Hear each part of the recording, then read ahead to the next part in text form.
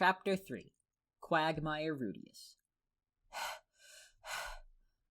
Panting softly, I jogged along the streets of Rosenberg in the pre-dawn gloom.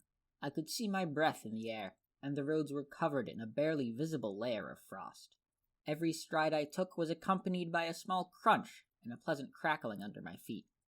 As I lost myself in running, the city seemed to stream past me all on its own. Phew! I finally slowed to a stop when I arrived back at my inn. Breathing heavily, I looked down and murmured, "How'd you like the run today, boys?" to my trembling calves. Incidentally, I'd recently named my right leg Tindalos and my left leg Baskerville.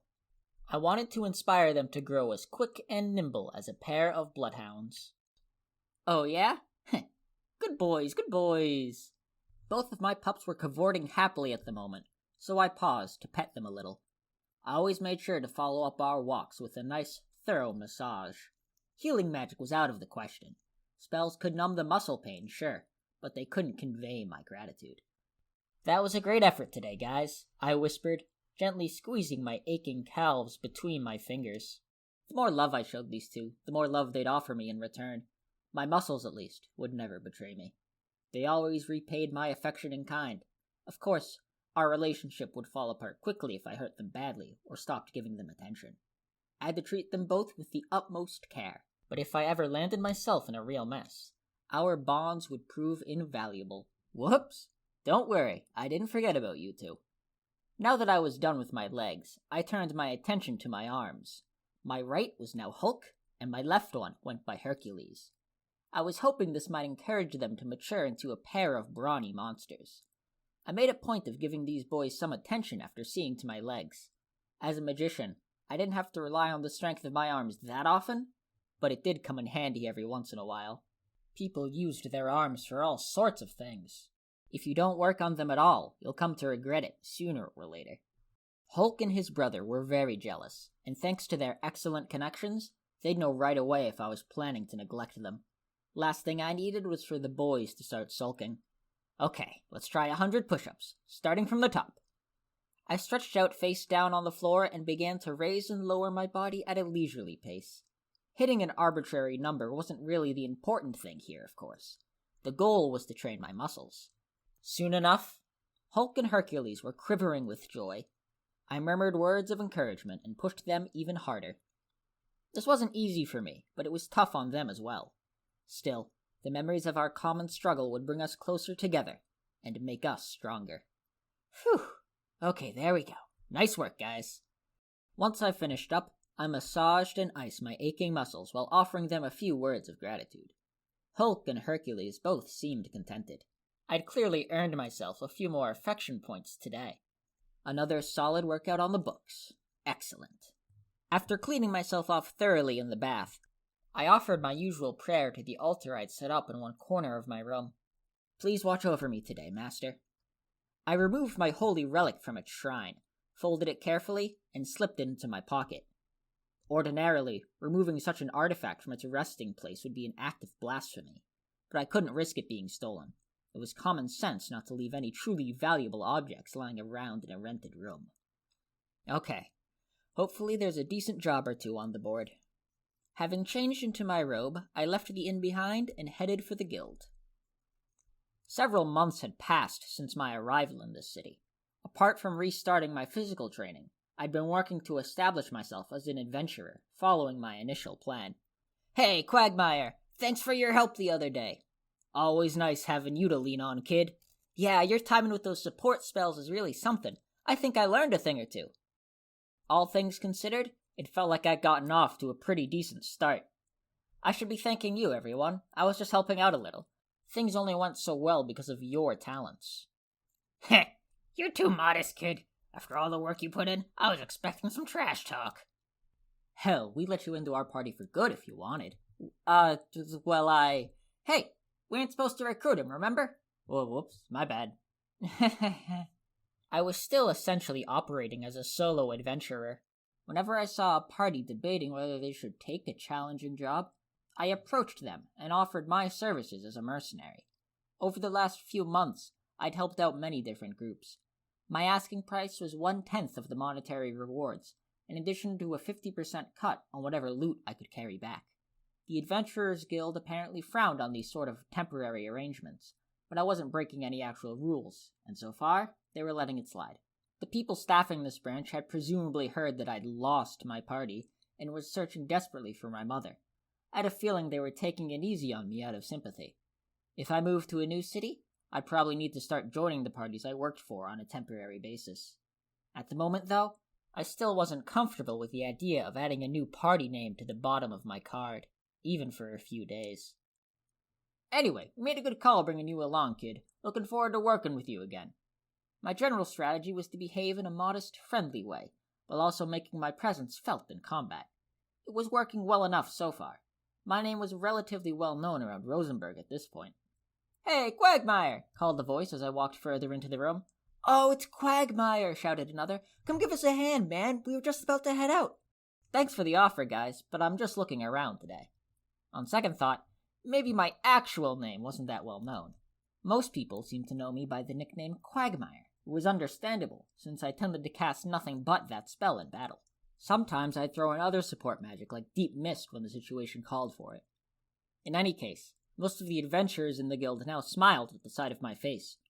Doing my best imitation of Timothy seemed to be paying off, and it didn't hurt that I presented myself as a naive, obliging young magician who didn't know the value of his own services.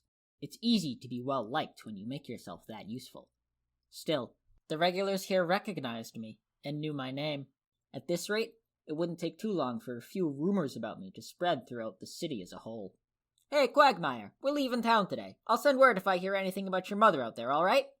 "Oh, thank you, I really appreciate that." I'd also managed to convince a few traveling parties like this one to keep their eyes open for Zenith when they moved along and left Rosenberg behind. All in all, things were going smoothly enough. Assuming my mother was somewhere in this neighborhood, she'd hear something about me sooner or later. That was a big assumption, of course, but I didn't feel like I was wasting my time here either way. Once I figured out a good routine in Rosenberg, I could easily do the exact same thing in other cities. If I hopped from one town to the next, moving steadily eastward through the northern territories, I could spread the word throughout this entire region. I'd stumble over Zenith eventually. It had taken me 3 months to get to this point, but I was finally starting to feel like I was making some actual headway. If I wanted to be thorough, I might need to spend a year or so in every city that I stopped in. In other words, my plan might take a very long time to carry out. Still, I had to keep moving forward, one step at a time. "Isn't that right, Roxy?" "Hey, look, he's praying again." "Leave it alone. Quagmire's just a pious kid. I saw him going at it in the middle of the street the other day." "Whoops, that was careless of me." At some point, I'd reached into my pocket and bowed my head in a reflexive prayer. As long as I had my holy relic, I'd be all right. I could endure anything the world threw at me. With Roxy watching over me, nothing could harm me. I was invincible. I was Mecha Rudius, the Indestructible. Pfft, Quagmire Rudius? Give me a damn break. That kid's so full of himself. Naturally, there was also a few people who didn't think too favorably of me, but I wasn't about to let that bother me, since they weren't actively interfering with my activities. As long as I maintained my docile, submissive attitude, I'd keep a solid majority of the guild on my side. In a perfect world, I would eventually win over the minority who disliked me, but for now, I just avoided them instead. Oh, just as I was about to leave the guild, I found myself face to face with an acquaintance of mine. It was Sarah, to be specific. She grimaced at the sight of me. Not the best feeling in the world. "What are you looking at?" Nothing." Our relationship hadn't changed much over the last few months.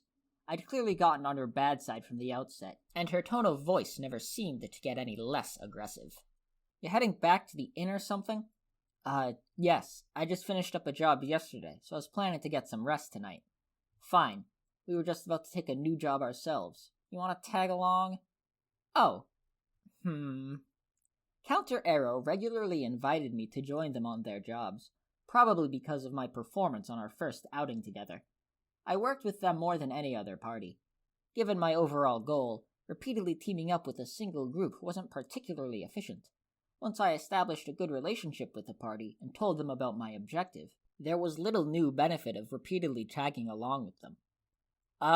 Will you be heading out tomorrow?" And yet, for some reason, I found it hard to turn Counter Arrow down. I wasn't entirely sure why. Maybe I wanted to repay them for helping me identify some of my weaknesses. Sarah frowned irritably. You're always so damn reluctant about it. If you don't want to come, you can just say so. It's not like we're begging for your help or anything. As always, the girl's tone was chilly. Yet, I felt like her attitude was slightly better than it had been at the very beginning. The open hostility I'd sensed from her at first wasn't in play as much anymore. Not that we were buddies now or anything. It didn't matter anyway. I didn't need everyone in the city to like me. Sorry about that.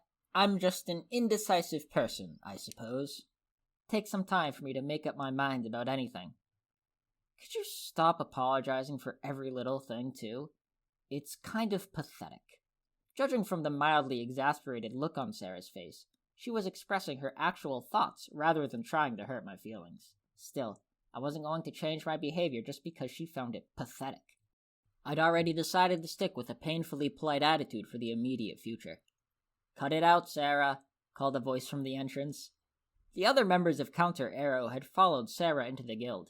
Suzanne was at the head of the group, followed closely by Timothy in his red robe. Patricia and Mimir brought up the rear. Fine, whatever, Sarah muttered, pouting as she turned her face to the side. What do you say, Rudius? Asked Suzanne with a smile. You coming along? I paused for a moment. Although I called myself indecisive, I'd actually already made up my mind on this one. For some reason, I just wanted to act like I was unsure. Yes, I'll come with you, if you'll have me. Sounds good. Let's pick out a job today, then. Sure. If you ignored Sarah's bad attitude, Counter Arrow was easy to work with. I liked being around them. Suzanne was a caring, considerate person. Timothy was good-natured and sociable. The other two guys kept to themselves, but they were nice enough. The party was well-balanced, and they'd learned how to work me into their strategy, so combat usually went very smoothly. They did try to let Sarah and the frontline fighters get some experience in every fight, so I had to carefully restrict my spellcasting, but it felt like I was working with them instead of just helping them out. In other words, I sort of felt like part of the team. Okay then, let's see. We've got Rudius with us this time, so... Hey Suze, how about this one? Whoa, an A-ranked collection job? Oh, they want a bunch of snowdrake scales. I don't know, Patrice. Sounds a little risky. Yeah, but we've got Rudius, right? Might as well take one that pays well. Watching the five of them talking things over in front of the bulletin board put me in a slightly nostalgic mood. Not too long ago, I'd watched Eris and Ruijerd have conversations just like this in guilds half the world away. Back then, I was the one who made the actual decisions.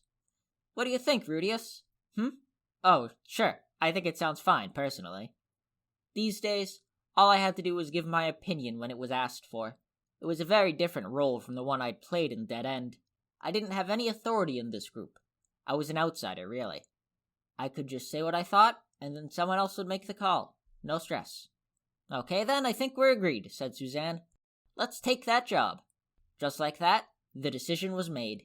The quest wasn't too different from those we'd tackled in the past, but persistently getting results is part of how you build a reputation. I'd have to give this one my all, just like always. The next day, I packed my things together and headed out of Rosenberg with the members of Counter Arrow. We were headed to an ancient ruin located about 2 days south of the city. I'd never been there before. For what it was worth, I'd done a little research the previous night. Since our objective was to collect snow drake scales, I started off by asking around about them. It turned out that the snowdrake was a monster only found around these specific ruins, at least in this area. As the name would suggest, it was a lesser kind of dragon with pure white scales. They had no wings, and tended to be 3 or 4 meters in size. Instead of soaring through the skies, they nested deep inside caves and dungeons, typically in large groups. Snowdrakes were powerful creatures, and you usually found them in packs, so they were considered S-ranked threats in combat. But they hated bright light, which meant they didn't venture above ground very often. Plus, they were relatively docile, rarely attacking anyone unless their nests were threatened. All in all, most adventurers didn't think of them as especially dangerous. They were maybe an advanced A-rank monster at worst. Our job this time was to make our way into their home, the Galgo Ruins, and simply collect any scales we could find lying around there.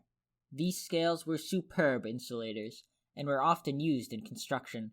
The inhabitants of this region of the world had come up with all sorts of ways to keep out the cold, and for those who could afford them, snowdrake scales were one of the best. Apart from their firmness and durability, they were a beautiful pure white, with a lovely bluish sheen in the light. You would often find them tiling bedroom floors in the mansions of the local nobility. The scales could also be used to make armor or shields. You wouldn't find many ordinary adventurers decked out in gear like that, but an S-ranked veteran might have a piece or two, and the Knights of the Duchy of Basharant supposedly wore snowdrake scale mail. The strongest monsters in this region were tougher than anything else alive on this continent. It was easy to understand why people wanted to craft high-end equipment out of them. Of course, securing these scales meant barging uninvited into the territory of some very powerful creatures. We had no intention of launching an attack on the snowdrake's nest, but these ruins were home to many other monsters, and while the drakes were usually docile, they could always decide to attack us out of nowhere. Everyone seemed a bit on edge as we made our way down south. Once we reached the ruins, we made camp outside and held our usual group meeting to review the plan. I brought worm bone arrows along for this one, but I'm not sure they'll get through snowdrake scales. I suppose we should try poison as well. They don't like bright light, yeah? Could we scare them off with fire magic? If that was enough to scare them, they wouldn't be borderline S-ranked monsters. As usual, the members of Counter Arrow took preparations seriously. All of them had gathered information on their own, and tried to figure out how to maximize their contributions.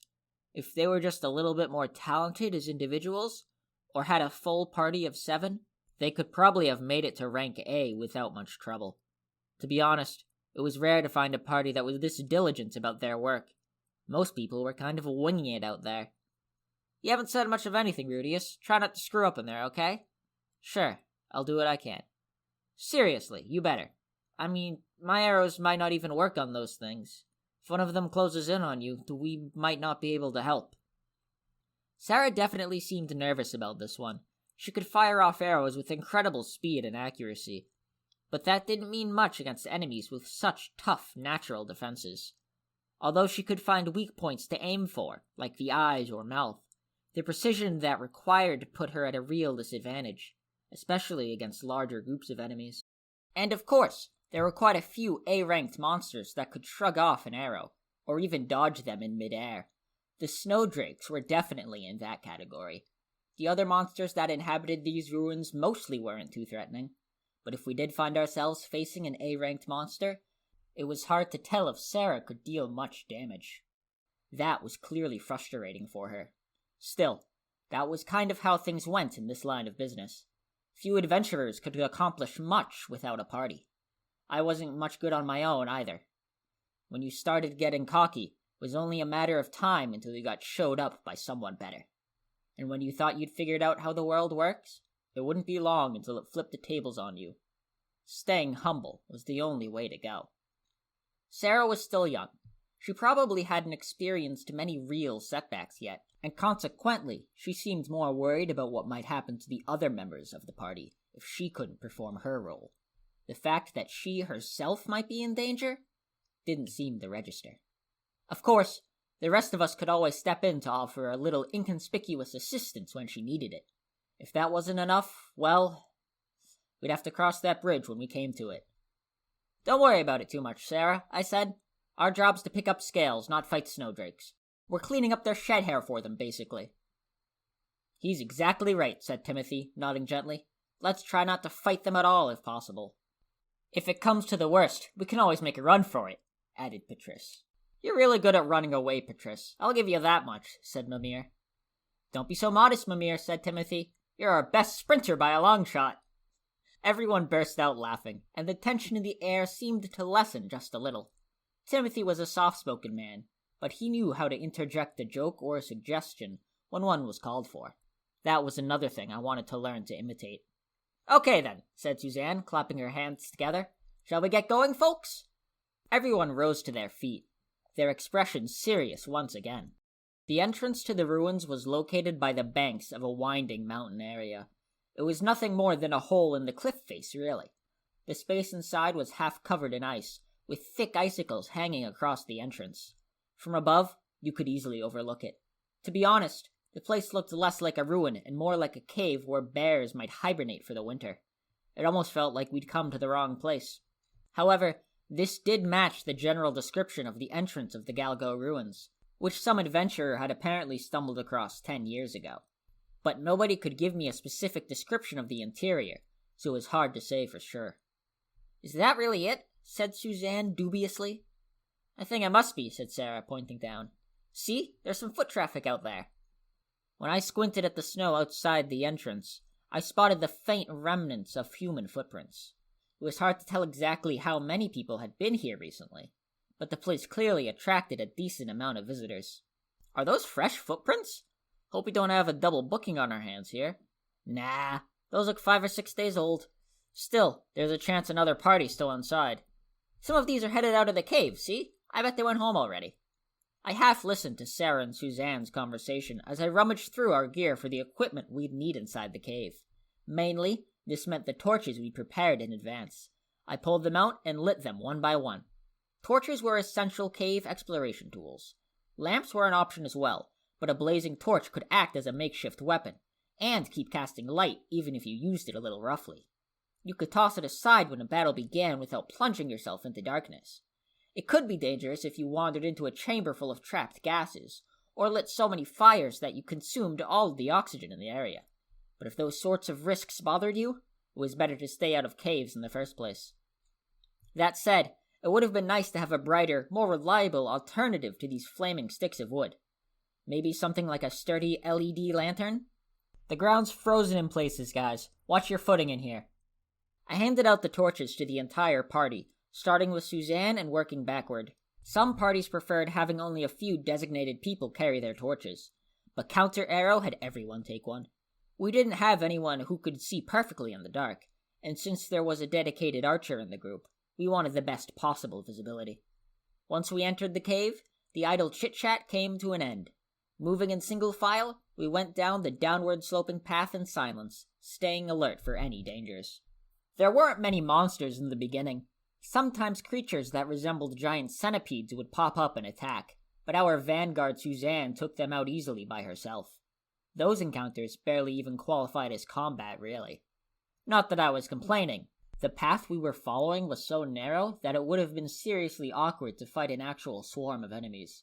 If monsters started to come at us more frequently, we might have to consider withdrawing, even if they were only concentrated in a few sections of the cave. The patches of ice on the ground didn't help. We had to pay careful attention to every step we took to avoid falling on our faces.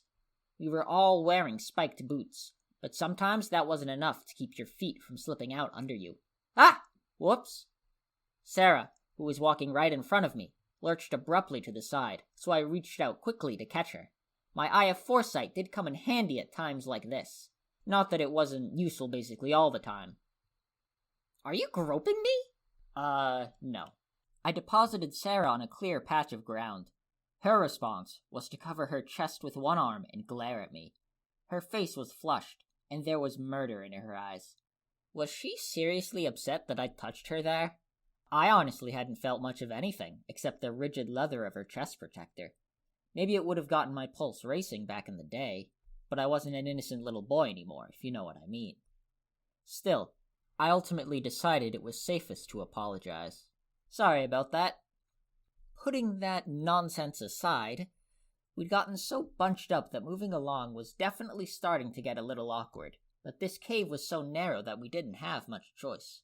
At present, we were moving along in cramped rows of 2, with Suzanne and Patrice at the front, followed by Mimir and Sarah, with Timothy and me in the rear. I could still peer over Sarah's head when she was in front of me, but since she was a little shorter, it was probably impossible for her to see anything when Patrice was directly in front of her. We'd usually have the middle row staggered in alignment so she could target enemies up ahead, but there just wasn't enough space in this passage. This formation seemed like our only option for the moment. If things got messy, I might have to throw up a wall of earth directly ahead of our front line. Oh! Just then, the passage we'd been following suddenly came to an end. We'd stepped into a large, open space, so brightly lit that it almost felt like we were back outside. Wow! I looked up and realized the entire ceiling was covered in patches of something that emitted a bluish-white glow. From this distance, I couldn't tell if it was moss or some sort of mineral, but whatever the stuff was, it made our torches seem almost unnecessary. Our path was also much wider than it had been a minute ago. There was suddenly enough space for 5 people to walk comfortably abreast.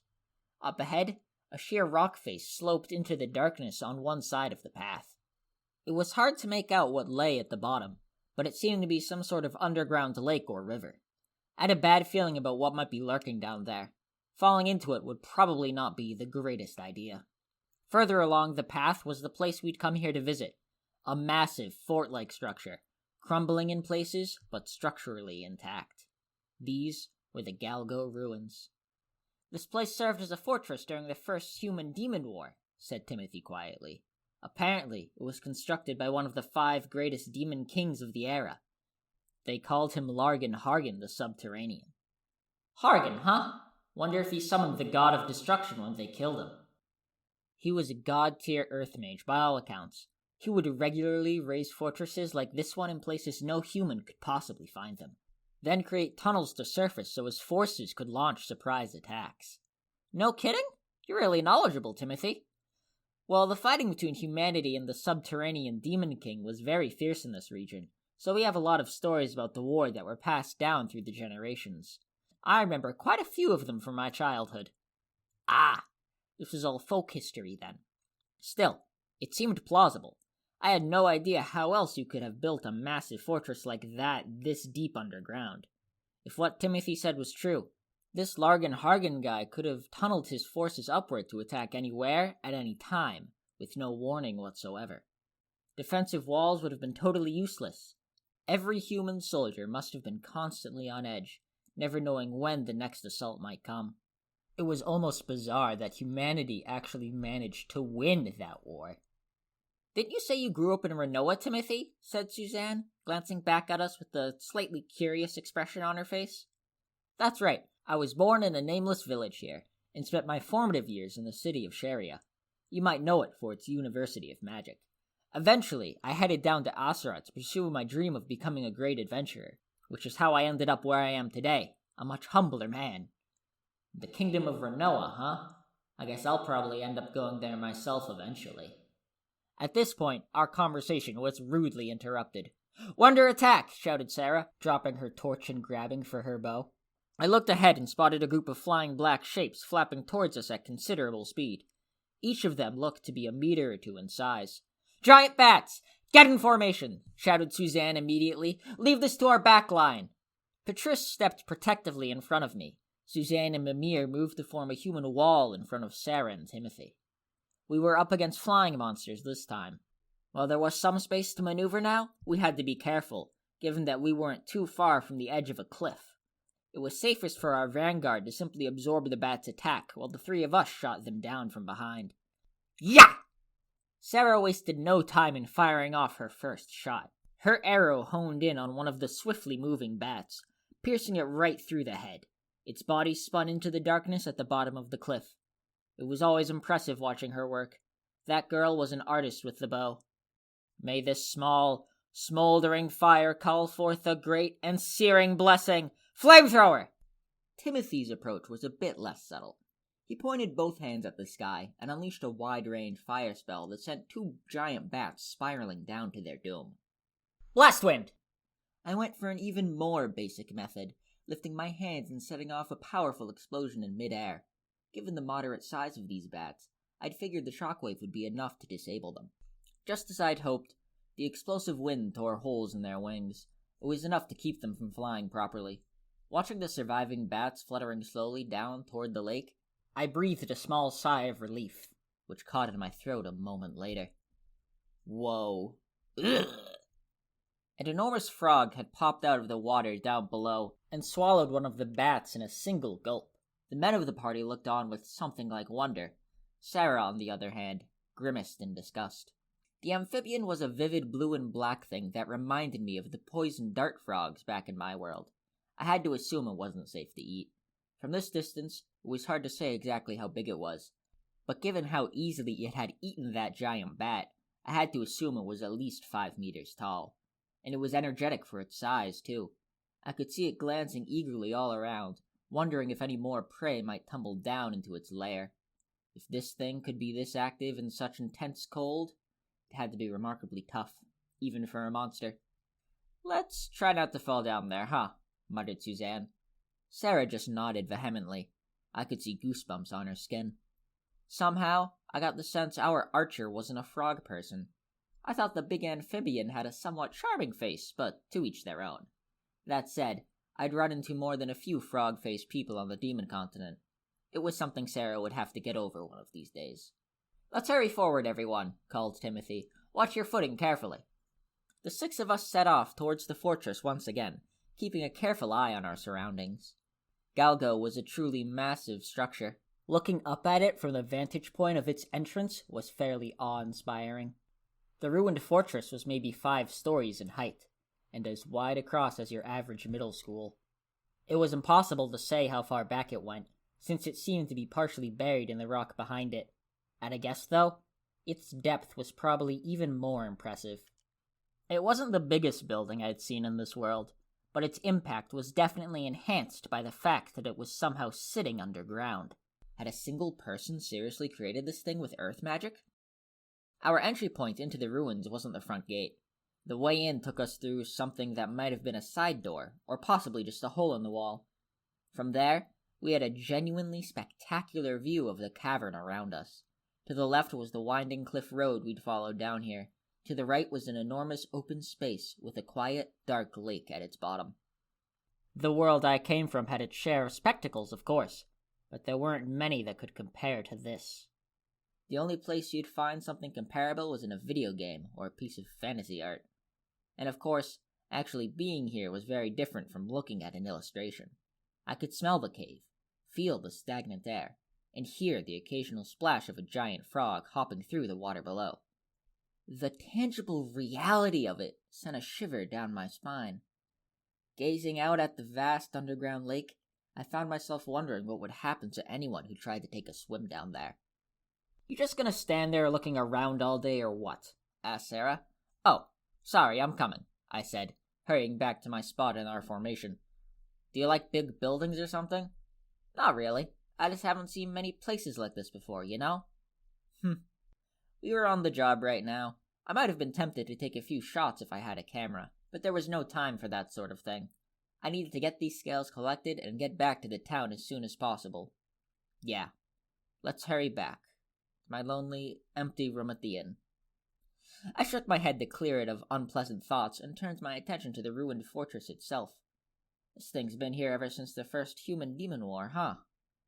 After all the time I'd spent traveling the demon continent, I'd seen my fair share of buildings constructed by demonkind. That included quite a few large, peculiar-looking castles and forts, including Kishirishu Castle in the city of Rikarasu. This fortress did bear some resemblance to them, but it was clearly older, and made a slightly different impression from the ones I'd seen so far. Maybe that made sense, though, since this was a functional outpost built to be used in an actual war. Everything about it was large in scale. The ceilings were nearly 5 meters overhead. But oddly enough, the passages tended to be disproportionately narrow. The height made sense, at least. Demons could be physically very different from human beings, which included being taller on average. As for the narrow hallways, maybe it was a deliberate attempt to make the place easier to defend? Take it right at the next fork, Suze. Got it! I was slightly surprised to realize that Timothy was carrying an actual map of the ruins in one hand. Adventurers did seem to visit this place on a regular basis, so I guess it wasn't surprising someone had put in the effort to map the layout. Good lord, Timothy muttered, sighing softly. What were the demons thinking when they designed this place? A glance at the map was enough to see that these ruins were something of a maze.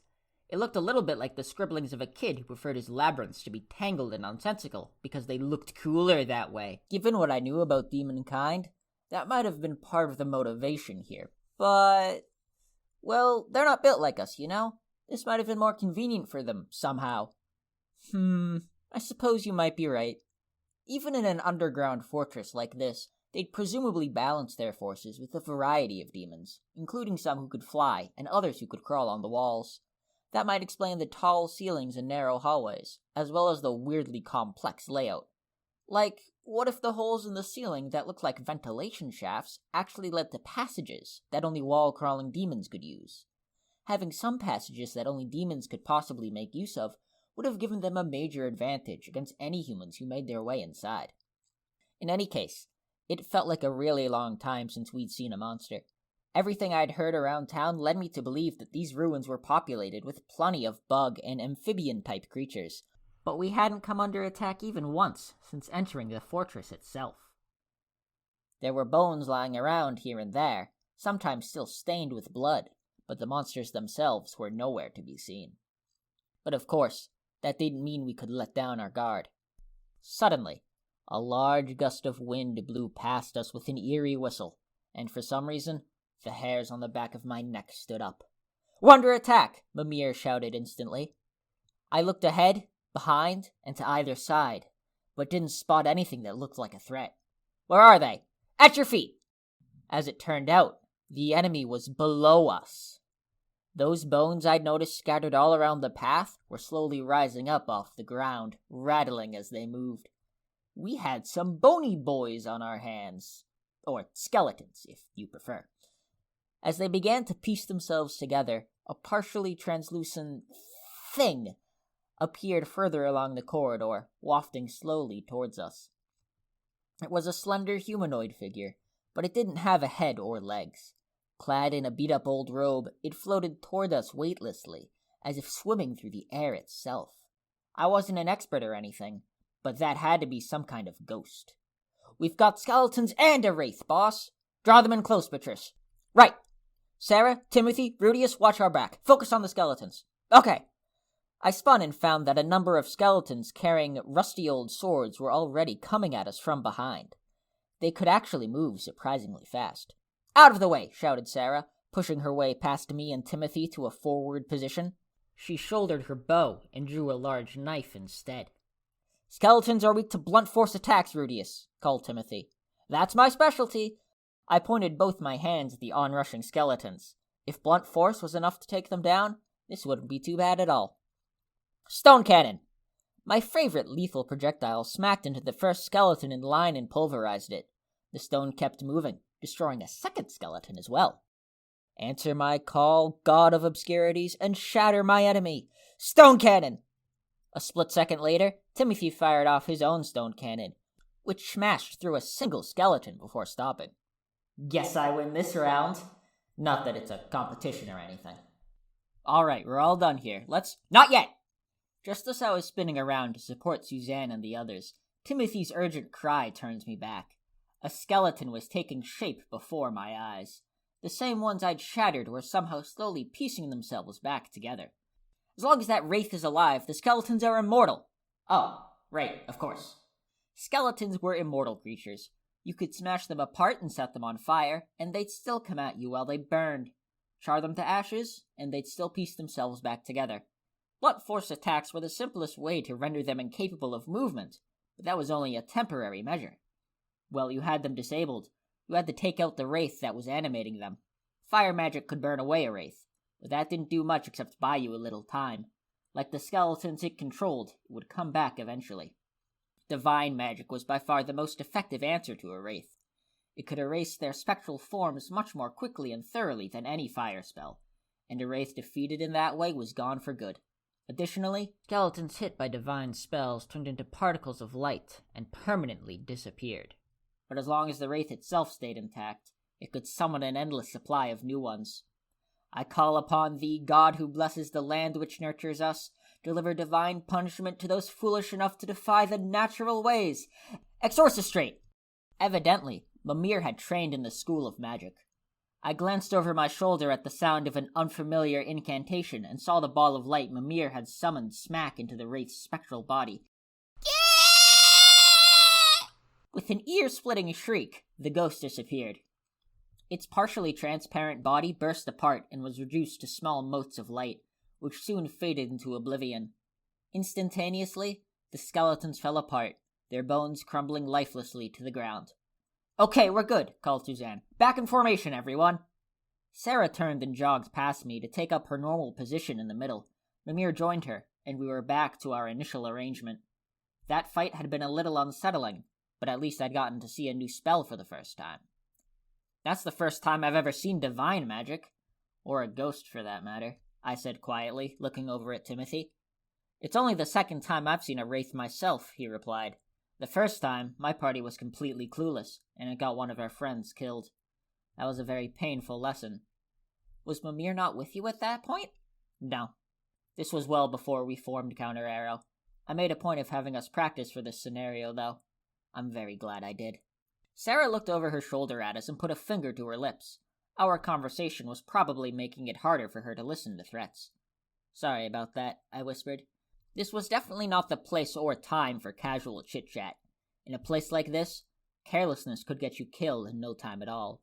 In any case, apparently this ruin was haunted on top of everything else. That was more than a little disturbing. Judging from its appearance, that ghost might have been a warrior in life. Could it have been a soldier from the first human-demon war? No, that seemed really unlikely. Surely a ghost from such a distant past wouldn't still be hanging around in a place that people visited fairly regularly. It had probably been an adventurer who died in here within the last few years. My condolences, buddy. Hope you rest in peace. Ah, good. Here we are. Suzanne's voice brought me back to reality. I realized we'd finally emerged from that winding maze of corridors into a larger, more open space. We seemed to be in a wide hallway, maybe 100 meters long. A crumbled set of stairs in the middle led to the second floor, and both sides of the passage were lined with giant stone sculptures. It felt pretty obvious that some important part of the fortress lay just ahead. Oh, wow! And then there was the floor. It was practically covered in a carpet of beautiful white scales, almost like the petals of a cherry blossom tree in bloom. These had to be the snowdrake scales that we were here for. Considering their value, there certainly were a lot of them just lying around. Based on the research we'd done beforehand, this hall was part of the route the snowdrakes used to move from their nest to their hunting grounds. They often stopped here to groom themselves while moving through the area. It was well known as the single best place to find their scales in the entire complex. Beyond this hall, we'd be stepping into the snowdrake's territory, called Suzanne from up ahead. Don't go any farther than that last statue in the line back there. Is that clear, everyone? Mimir and Patrice shouted, "Yeah," in unison, then set to work scooping up scales. We'd carefully planned out this part of the operation in advance. Along with Sarah and Timothy, I was supposed to keep watch for threats from every direction. The snowdrakes were known to emerge from the far end of this hallway, and sometimes other monsters would pop out from the second floor or the corridor we'd just passed through. We were on the lookout for giant bats, red-eyed moles, minecons, and wraiths mainly. If the snowdrakes themselves appeared, we'd duck back into the passage or hide behind cover. If the other monsters appeared, we'd just alert the others and eliminate them. In the meantime, the rest of the party would gather as many scales as humanly possible. Once we filled up all 6 of the sacks we'd brought, we'd have more than enough to turn in back at the guild.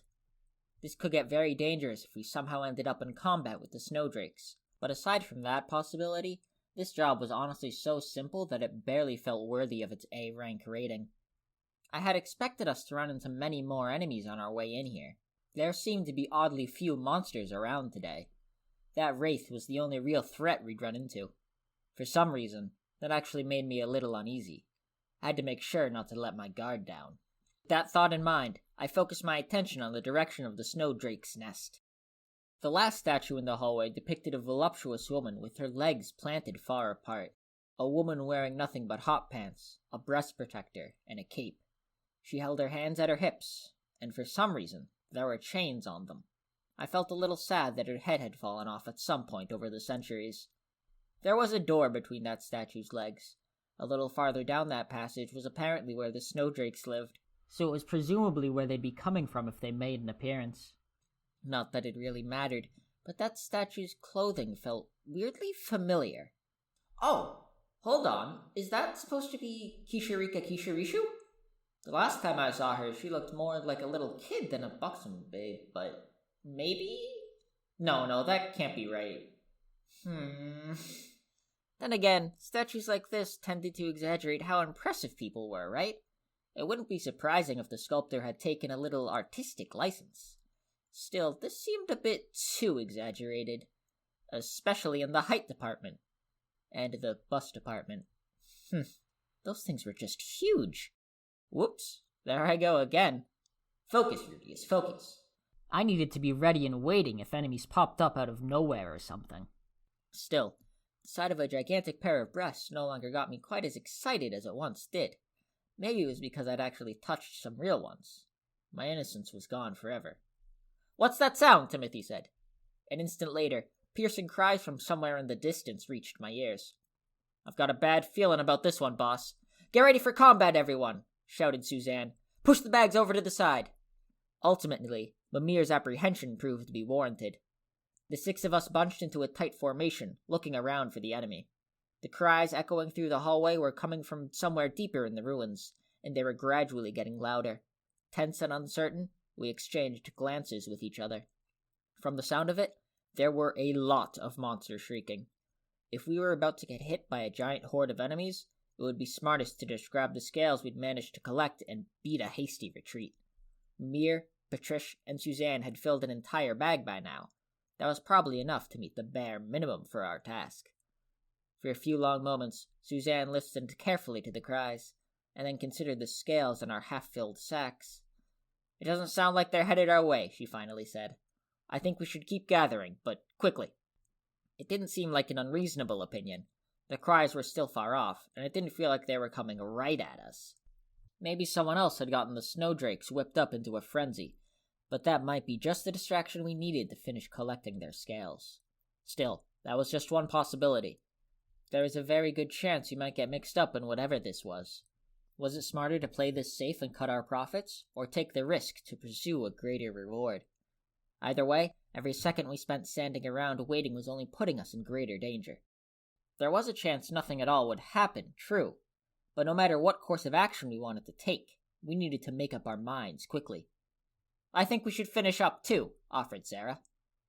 "Yeah, I'm on board," said Mimir. "We're almost done anyway, right?" said Patricia.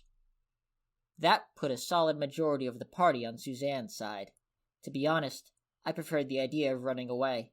But unlike the others, I wouldn't face any consequences for failing this mission. Since I wasn't a member of their party, I wouldn't be responsible for paying the fee from the guild. Since I didn't have any skin in the game, it was hard for me to say anything. "All right then," said Timothy quietly. "We'll gather the scales for a little longer, but let's be quick about it." With that, everyone hurriedly resumed their previous tasks. All of us were much more alert than before, but I couldn't shake the feeling that those shrieking cries were only getting louder and more violent.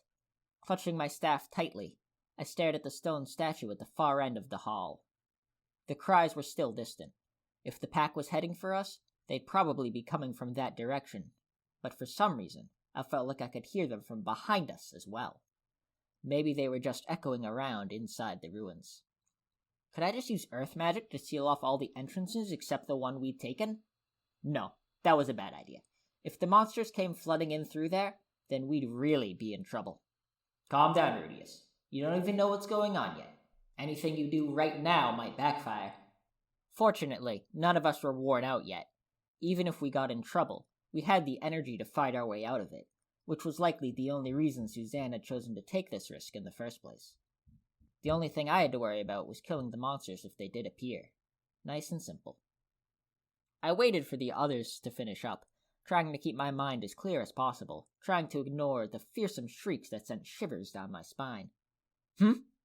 Just as we were filling up the last of our bags, the monster's shrieks began to grow fainter and fainter. Suzanne looked up and peered suspiciously in the direction of the fading sound. Maybe we'd all been worried over nothing. Maybe those were just the snowdrake's mating cries or something. Some animals get really noisy when they go into heat. Maybe we'd stopped by in the middle of their courtship rituals. Relaxing slightly, I started to loosen my grip on my staff. "Oh crap! They're on us!" In that instant, a flood of sleek white shapes exploded past the statue with ferocious speed. They rushed between its feet and clambered down from the space where its head had been. At a glance, they resembled enormous, pure white geckos.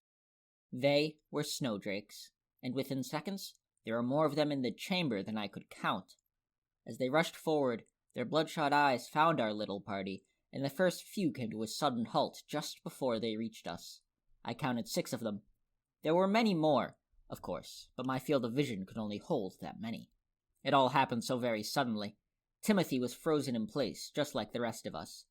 He couldn't even shout the word retreat.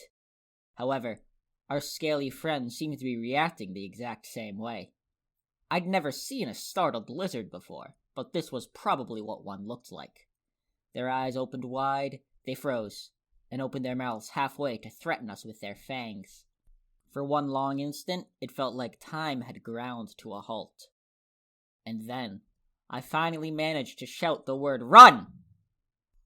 Timothy and the others spun around and sprinted toward the exit like they'd been shot out of a cannon. "Ah, not again!" Perhaps provoked by Patricia's mournful shrieking, the snowdrakes began to move as well. "Earth Fortress!" I threw up a massive wall of earth in their path, blocking their progress. It was a solid, thick barrier, reaching all the way to the shoulders of the nearest stone statue. Figuring that I'd bought us all a little time, I turned around and headed to the exit myself. But when I glanced over my shoulder a moment later, I couldn't help but let out a shrill little yelp of terror. The snowdrakes were essentially lizards. A simple wall, even a tall one, was basically meaningless to them. One by one, they were climbing over it and slithering through the small gaps on either side. This was not good at all. At this rate, they're going to catch up and surround me. Thanks to my daily jogging, I wasn't out of breath quite yet, but that didn't mean much. I wasn't a fast runner by any means. Gah! I spun around and pointed my hands at the snowdrakes. These things are lizards, right? How do you kill a lizard? Would intense cold work? Maybe it'll slow them down at least. Blizzard storm! Acting mostly on reflex, I tried an ice spell. Gusts of freezing wind rushed through the air, sending scales flying off the ground. A moment later, spears of ice thick as a man's thighs sliced toward the snowdrakes that had made it past my wall. The monsters weren't far away, and they didn't have much room to maneuver. But somehow, they managed to avoid most of the spears with quick, agile movements of their bodies. The few projectiles that did strike home weren't effective either. They just bounced off the snowdrake's scales instead of penetrating them. I'd chosen my magic poorly. Snowdrakes were natural insulators, and they lived in a frigid region of the world. Of course an ice spell wouldn't work on them. My wall of earth broke apart. More slithering white bodies pushed their way through the crumbling rubble. I saw at least a dozen of them in that first wave alone. They were bearing down on me as a group now, in large numbers. Earlier I'd seen only a few at once, but they'd bunched up as my walls slowed the front ranks down. Every single one of them now moved as quickly and nimbly as a tiny lizard, despite their massive size. This was not good. I couldn't hope to run anymore. I had to fight. I had to fight them off, somehow, while I retreated. Could I possibly pull that off? Probably not. Had the others managed to escape at least? At least I'd left a letter in my room at the inn in case something like this happened.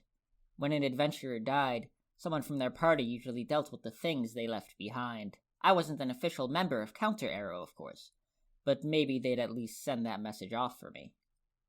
I reached my hand into my pocket and tightly squeezed the scrap of fabric inside it. As the snowdrakes bore down on me, I tried to brace myself for the inevitable. Yeah! In that moment, I heard a voice from behind me, and an arrow zipped past, lodging itself in the eye of the nearest snowdrake.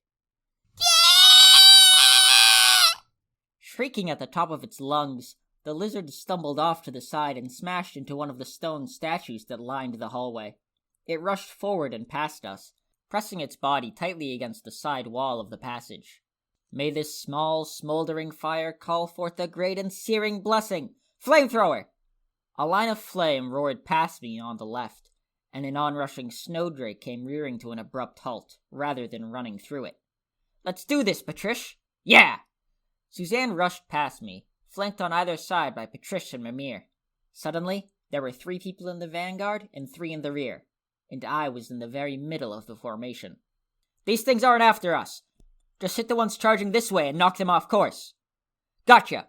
More coming in from the left. Calling out instructions to each other, The vanguard squared off against the horde of frenzied snowdrakes. Sarah unleashed a fury of arrows, and Timothy fired bursts of flame in all directions. Had they actually come back for me? Why? I wasn't even a member of their party. As I stood there dumbfounded, Timothy turned and slapped me on the back.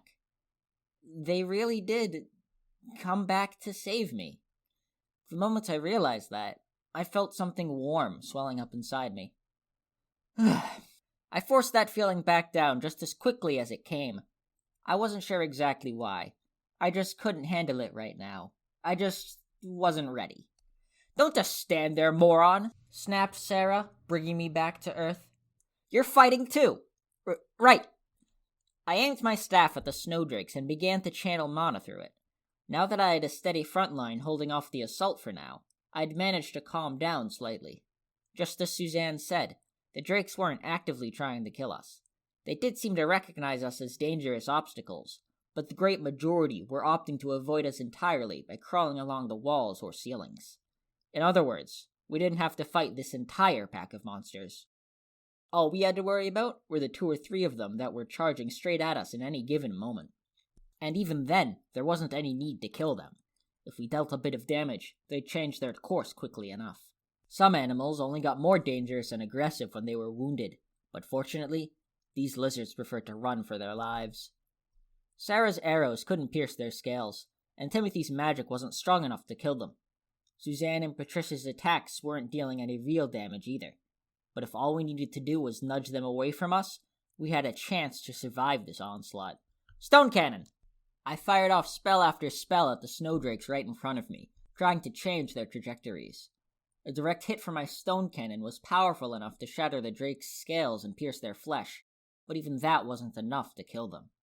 I wasn't sure if it was the distance, or if they were somehow managing to twist their bodies around to limit the damage. It didn't really matter, though. All I cared about was scaring them off. As long as I convinced them to veer off course, we could get through this in one piece. Okay, shouted Suzanne. Let's inch our way over to the wall. Little by little, we began to edge our formation sideways. Once we made it to the wall, the drakes would be coming at us from fewer directions, and if we backed up along it, we could make our way to the exit. It was impossible to know how long these waves of snowdrakes would keep coming, but eventually we could at least escape this chamber. Grah! All of a sudden, I saw great sprays of blood shooting through the air somewhere deep inside the waves of snowdrakes. Someone was leaping fiercely across the battlefield, killing snowdrakes in rapid succession. It wasn't just one attacker either. Another small shape appeared at the very back of the hall and began to attack from behind with powerful fire magic. Frenzied with fear, the snowdrakes rushed to flee the fortress even more desperately than before. What, is that all you got?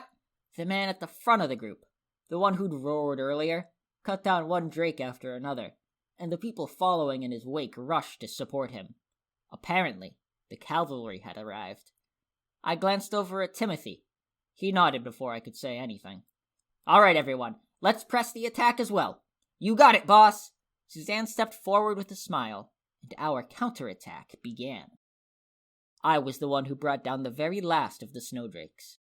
My stone cannon struck home directly at the top of the creature's head, smashing through the skull and spraying its contents in all directions. It's finally over, huh? Just to make sure, I looked cautiously around the area. Snowdrake corpses lay in heaps all around the hall. The vast majority of them had been killed by the party that joined in midway, though we'd brought down a decent handful ourselves. More importantly, none of the creatures seemed to be moving anymore.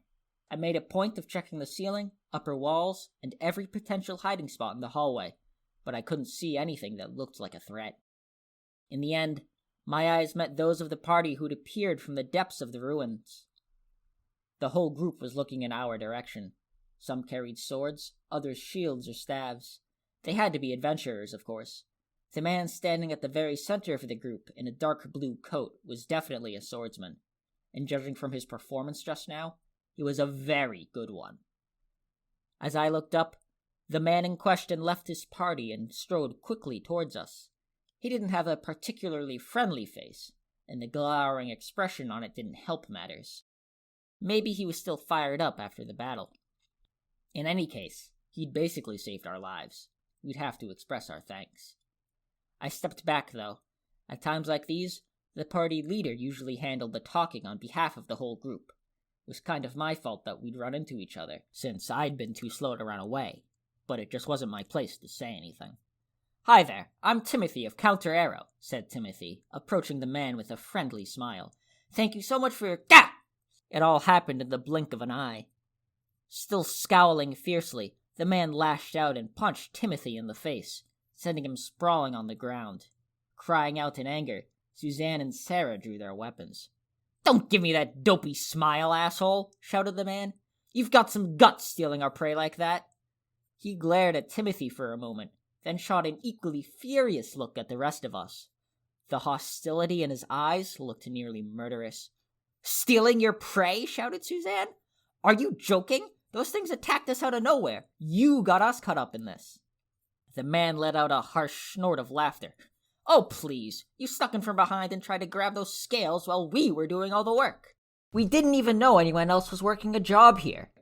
We told the whole damn town we'd be here. Well, we didn't hear anything about it." The man was clearly furious at us, and the people behind him seemed upset as well. But it felt like we were talking past each other here. Now that I saw them up close, though, I did at least recognize them. They were Stepped Ladder, an S-ranked adventurer party. They were a highly competent bunch, associated with the prominent clan Thunderbolt. I'd heard them called the strongest single party in the entire city of Rosenberg. This extremely short-tempered man was their leader, naturally. As I recalled, his name was Soldat Heckler. He was supposedly a highly skilled swordsman of the sword god style. Oh! Now that I'd remembered this much, something finally clicked home. Suzanne turned around at the sound of my voice. Everyone else looked my way as well. I couldn't help flinching slightly. "Rudius, do you know something about this?" Well, come to think of it, I did hear something about Stepped Ladder taking on an S-ranked job at the guild the other day. Counter Arrow was out working another job at the time, but Soldat had been hanging around boasting about their next mission, and promising to tell everyone about his heroic exploits once he returned. From what I could recall, I think they were going out to exterminate a large pack of snowdrakes that appeared in Ilbron Cave. "Ilbron Cave? What? It's a full day away from here!" shouted Suzanne. Soldat scowled furiously. "What the hell? This is Ilbron Cave! Are you drunk? We're in the Galgo ruins!"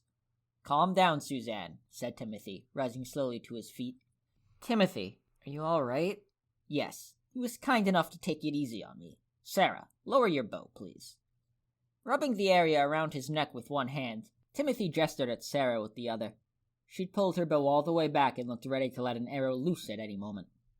"I think I might have a rough idea of what happened here," he continued with a small sigh, smiling gently at the man who'd just decked him. "I remember hearing that a large number of monsters emerged in the Ilbron Cave some time ago, and the party that was sent to fight them was wiped out. The sole survivor reported that they'd found a nest of snowdrakes deep inside the cave." "Right, I remembered that part as well." Ilbron Cave was about a day's travel from Rosenberg. The monsters that inhabited it were mostly D or E-ranked threats. You could find huge lumps of rock salt deep inside it, so adventurers sometimes ventured out there to retrieve some. Recently, though, news had reached the city that masses of C-ranked monsters had been pouring out of the cave. There was a small town nearby, and it wasn't far from Rosenberg either. Given the dangers and urgency of the situation, the matter was immediately referred to the guild. When the first party sent out to get control of the situation was annihilated, the survivors' account of a snowdrake pack prompted the guild to hike the job from B to S rank. While everyone else in Rosenberg shrunk back, the S-ranked party Stepped Ladder, which usually focused on exploring labyrinths, boldly took on the task. I thought it was strange that we encountered so few monsters on the way over here, but now it all makes sense. Some natural event must have opened an underground passage between the Galgo ruins and Ilbron Cave recently, and all creatures from Galgo rushed over into the cave. The Galgo ruins were once the fortress of a demon king. The castle had served as a base of operations for his army, which dug tunnels from it in all directions, using them to attack humankind. If Ilbron Cave had once been one of those tunnels, then all of this made perfect sense. The path between the two might have been sealed off during the war, or by some sort of cave-in in the centuries since then. In any case, once the path was reopened, the monsters followed it and poured into Ilbron Cave to feast on weaker prey. That had to be the reason we'd seen almost nothing on our side of the complex. So, what? You're saying you came here on a separate job? That's right. You can confirm this with the guild if you want. Soldat grimaced, shook his head, and spat on the ground. Well, damn. My bad for punching you out of nowhere, then. That's all right. You were worked up after that battle, and we both misunderstood the situation. I'm sorry as well. I feel like we really didn't have anything to be sorry for here, but Timothy apologized anyway. This man had his strategy for success, and he stuck to it. Still, these things were our prey. You guys get one corpse, that's it. Got it? Of course. Timothy agreed to this immediately, but Sarah and Suzanne scowled. They didn't actually complain, though. There was an unwritten rule among adventurers when it came to this sort of thing. When you got another party mixed up in a fight against a group of monsters, that party only got to take a single one of the resulting corpses afterwards. This was intended as a way to discourage parties from deliberately blundering into other people's fights to secure a share of the loot. Once you've collected your scales, leave the cleanup to us and head back on to Rosenberg. Don't worry. We'll seal that hole in the back of the ruins up good and tight. With that said, Soldat turned on his heel and stalked away. The other members of Step the Ladder shrugged and followed him back into the depths of the ruins. They'd probably deal with the corpses in the Snowdrake's nest first, then work their way back here, collecting all the valuable materials. It wasn't unfair, really, but it wasn't a great feeling knowing that they'd profit off the ones we'd managed to kill as well. For one thing, we never would have been in danger in the first place if they hadn't been around. I felt like we deserved some damages for emotional distress or whatever. At the end of the day, though, it definitely wasn't worth arguing with those guys. So we get to take these mixed feelings with us home instead. Great. Okay then, let's gather up our scales and get out of here. Timothy's smile was a tired one, and his cheek was already starting to swell. All I could do was sigh and nod. When we returned to the Adventurers Guild a few days later, we found a huge pile of snowdrake claws, scales, and fangs already sitting outside the building. The members of Stepped Ladder were still inside, boasting of their recent exploits. So you see, Ilbron Cave and Galgo Ruins had actually gotten themselves connected. If it weren't for us, this town might have been overrun by rampaging snowdrakes by now. Soldat in particular seemed to be really getting into his story. The other adventurers in the room listened with dubious smiles on their faces. Watching him reminded me of Paul for some reason. They didn't look anything alike, but I had the feeling my father might have been a little bit like this at some point in his younger years. Let's get this over with, muttered Suzanne, looking a bit disgruntled. The other members of Counter Arrow didn't seem inclined to linger either. We cut across the guild directly to the counter, turned in the requested materials to the receptionist, and then headed straight back outside. Okay, Rudius, here's your cut for the job. Make sure that looks right. Sure. Thank you very much. Timothy had handed me a small bag packed full of snowdrake scales. The job had left a bad taste in our mouths, but at the end of the day, we'd come away with a very decent payday. Despite everything that went wrong, we managed to bring home even more scales than expected. Given the number of snowdrakes that had just been slaughtered, it seemed likely that the market price for their scales would eventually go up later. I was planning to hold on to these for now instead of cashing them in immediately.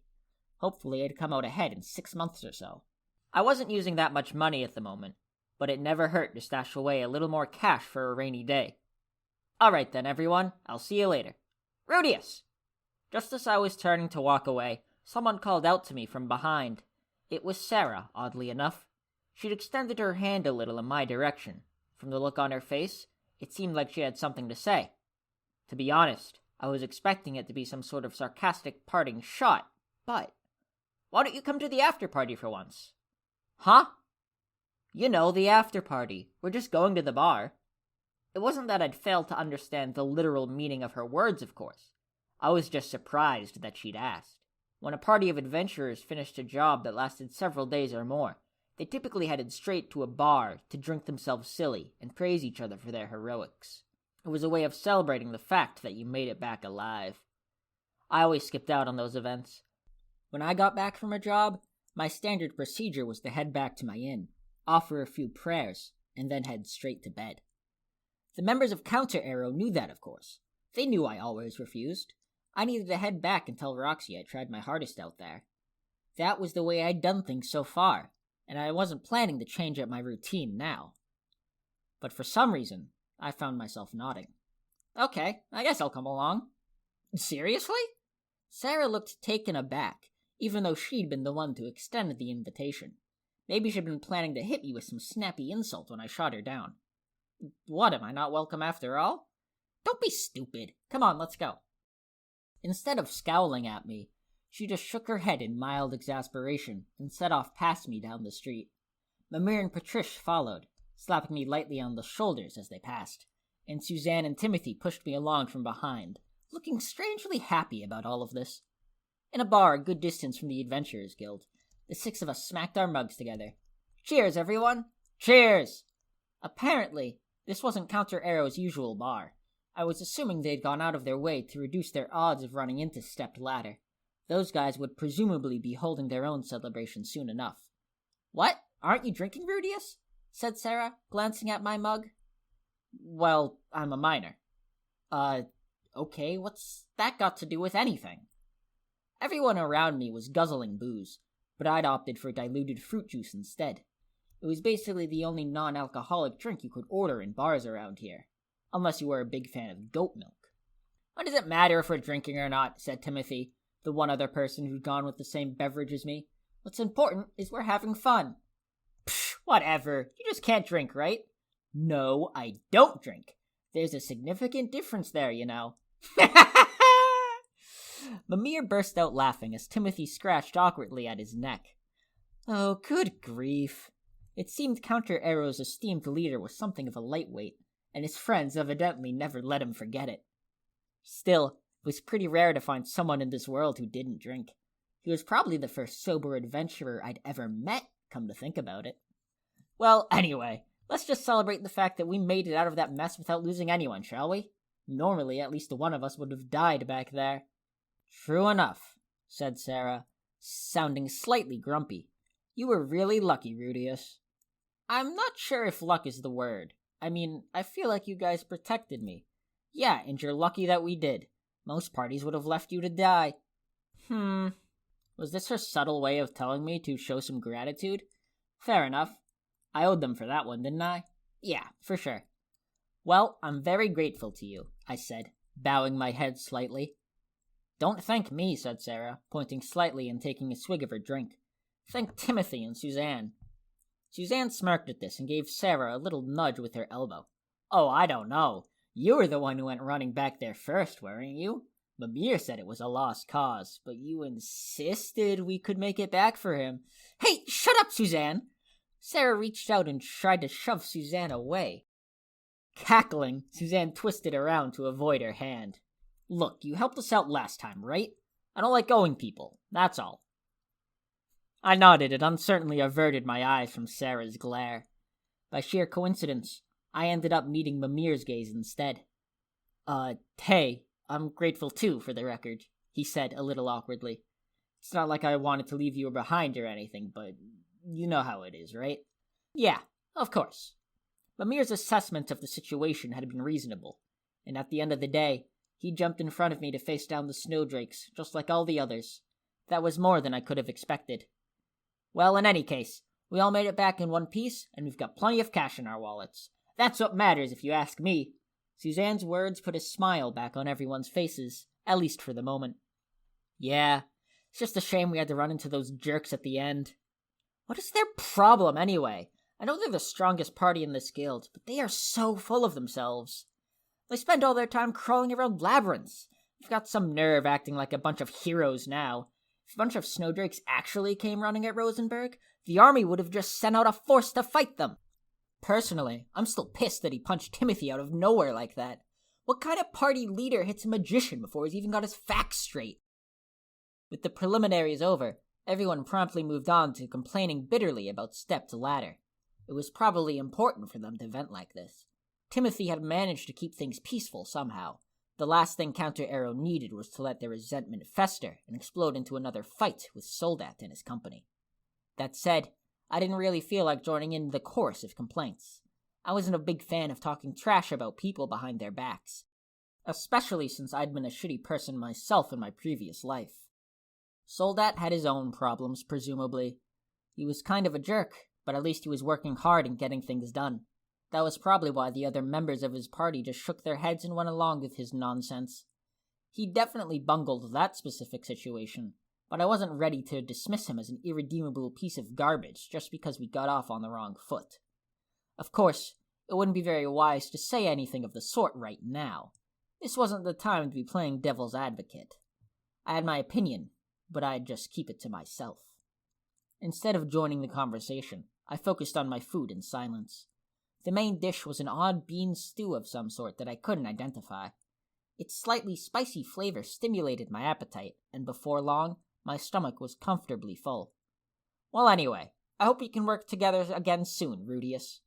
Yeah, you do come in handy, I guess. Oh, sure. I'm glad to come along again if you'll have me. The others had been drinking heavily for a while now. Their faces were flushed, and they seemed to be enjoying themselves very much. I was glad I'd come along. This sort of thing was kind of fun, and I needed some fun in my life to keep me going. To be honest, I felt like I was stuck in a rut right now. But I was alive at least. That was something. Ah! Just then, the door to the bar swung open and 3 men stepped inside. I recognized them immediately. One of them was particularly familiar. Oh. They'd spotted me instantly as well. The leader of the group headed over in my direction with an irritated look on his face. His cheeks were flushed, and he wasn't walking too steadily. It looked as if he'd had a few drinks already. Hey there! The drunken man stopped in front of our table and slammed his hand down onto it.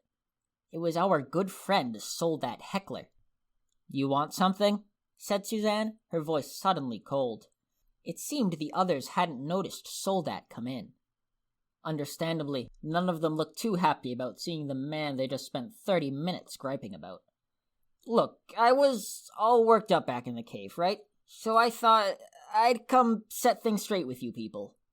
Soldat's eyes weren't entirely focused, and the voice came out a little harsh. I guess I screwed up back there. Sorry about that. I didn't realize what was going on, you know? To my surprise, though, his words were actually apologetic. The members of Counter Arrow looked at each other in confusion. At this point, Soldat frowned and jabbed a finger out at Timothy. That said, I don't like your face, man. You smile too much, damn it. It's pathetic. You just let a guy punch you instead of fighting back, and then you don't even complain? I hate that kind of shit. Maybe you were trying to calm things down, fine. But sometimes a man's gotta fight. Yes, I suppose you're probably right. Suzanne's always telling me the same thing, actually. I'll have to keep that in mind. Yeah, you do that. You keep that in mind. Soldat smacked Timothy on the shoulder a little harsher than necessary. Timothy smiled awkwardly and scratched at his head. Suzanne and the others looked on, totally nonplussed. I don't think anybody had been expecting him to defuse the situation like this. I certainly hadn't been. Nodding in satisfaction, Soldat abruptly turned in my direction. Quagmire! I jerked my head up, somewhat surprised to be noticed. Had I done something to piss this guy off? Yes? Timothy's one thing, but I can't stand you, kid. The man proceeded to shower me with a barrage of insults. What the hell is wrong with you, huh? Why are you so obsessed with what other people think of you? And so on. God, and your grin is so damn creepy. Like, is that seriously supposed to be a smile? Try a little harder, kid. We can see the contempt in your eyes. And so forth. Do you think you're the saddest little boy in all the world or something? Huh? His voice only grew in volume as he continued, and before long, it was overwhelming every other conversation in the bar. What's up? You guys gonna fight? Ha ha! Get him, kid! Shut up, you idiots! Roared Soldat, cowing the crowd back into silence. Now listen up, Quagmire. You're nothing but a... Come on, Sol, give it a rest already.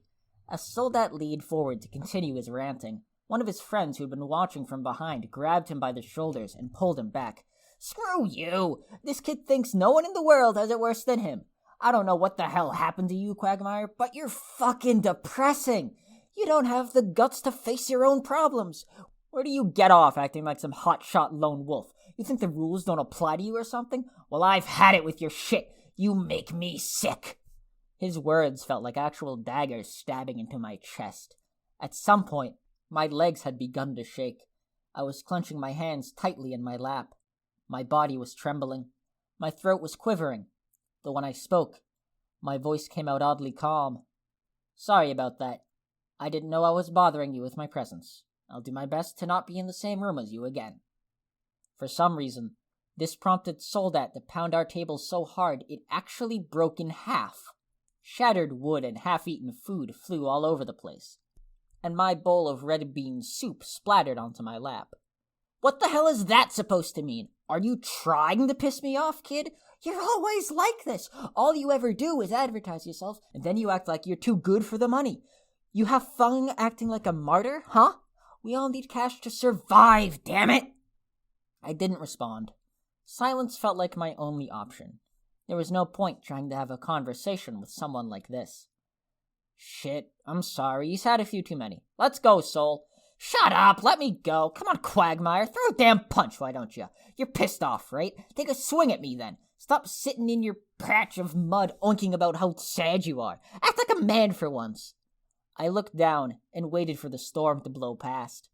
There was no point getting into a fight here. Letting Soldat provoke me would accomplish nothing. The only way to deal with a drunkard is to ignore them completely. I just had to let this pass. It was that simple, really.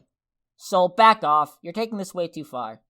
Let me go, damn it. Hey, Quagmire, you having fun over there, huh? If you hate your life so much, then go die in a ditch somewhere. At least that way I won't have to see your face again. Soldat's friends dragged him out at the door eventually, but I didn't look up.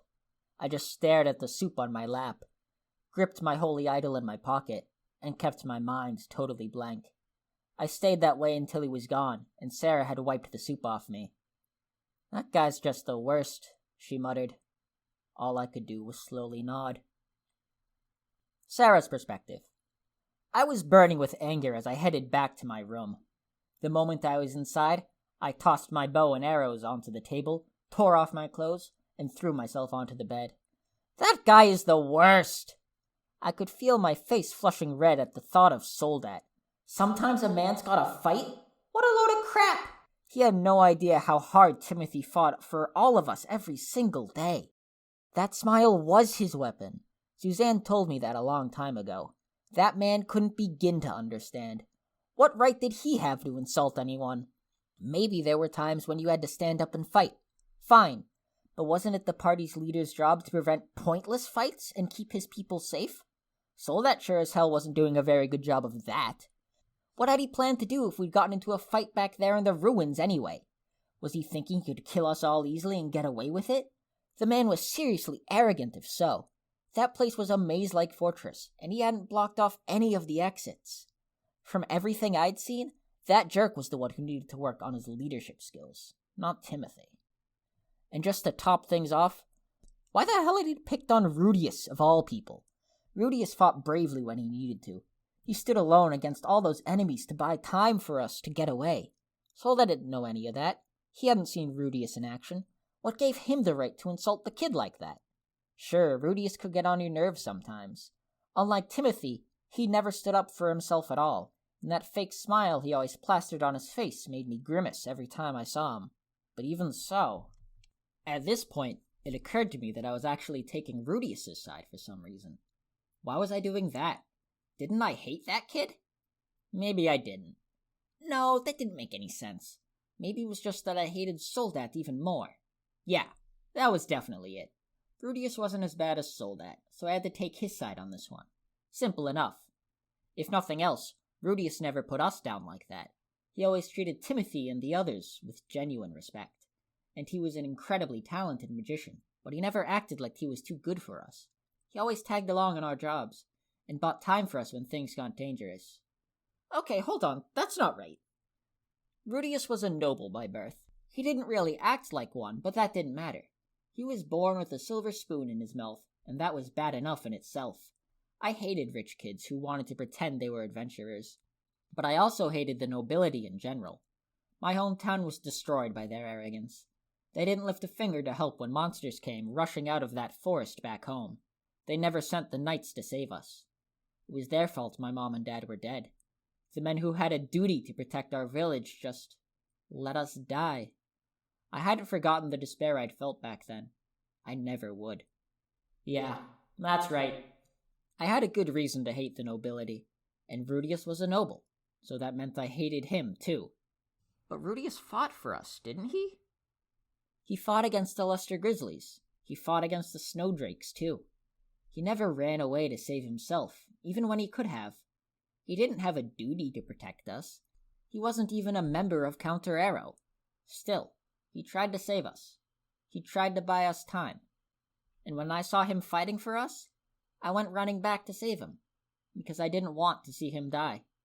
It's not like I ever wanted to see him die or anything. Of course not. But I still surprised myself a little when I went back to save him. If I hated him, wouldn't I have left him behind in a situation like that? Ugh, this sucks. Lately, when I looked at Rudius, it felt like the ground was shifting underneath my feet. I loathed the nobility, but I couldn't bring myself to hate him too strongly.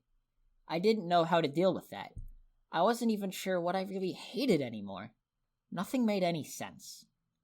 But at the end of the day, yeah, alright, fine. I guess I have to admit it. I don't hate Rudius. He was the child of some rich jerk, but there was more to him than that. I didn't hate him. That was it, though. That was as far as I would go. I definitely didn't like him or anything. Not hating someone is a very different thing from liking them. Obviously. I don't like Rudius one bit. With that fact safely established, I let myself drift off to sleep.